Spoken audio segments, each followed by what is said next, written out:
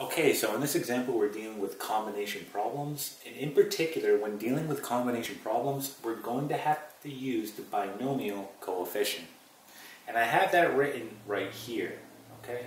So the binomial coefficient tells us the number of ways we can choose k items out of n items. And this is often referred to as n choose k, right? Where n is your total and k is the number that you're choosing, okay?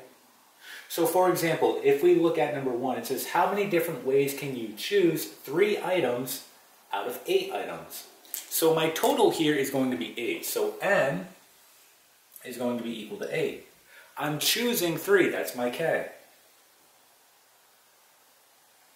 So again, what this is going to tell us when we plug it into our equation here, it's going to tell us the number of different ways we can choose 3 items out of 8. So when we write this out, we want to write it the following way. 8, choose 3. Okay, and this is going to be equal to 8 factorial all over 3 factorial. And we can do this part in our head, n minus k, that's 8 minus 3, that's 5, right? So times 5 factorial.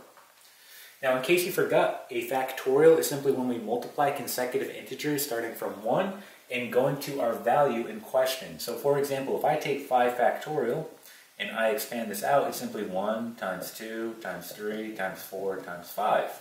Okay, so that's how you would do it out by hand. However, we can simply use our calculator. Any scientific calculator should have the factorial operation. You can even do it in your graphing calculator, right? So there's no need to do this by hand. We're simply going to use our calculator. So let's go ahead and figure out what this is going to be by using our calculator. Let's go ahead and erase this. So I get 8, choose 3, equal to, and let's go ahead and plug this in.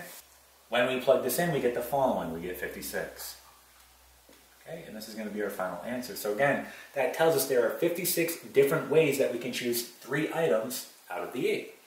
Okay, let's move on to example 2.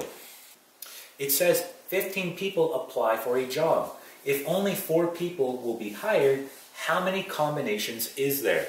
Okay, so again, only 4 people will be hired. The total is going to be 15 people. So we can go ahead and list this out again. N is going to be 15. We're choosing 4, right? That's my k, 4. So we can write this out the following way. 15, choose 4. Okay, and this is going to be equal to 15 factorial. And we have 4 factorial. Again, we can do this in our head. 15 minus 4, right? That's n minus k, is going to give us 11. So we get times 11 factorial. All right.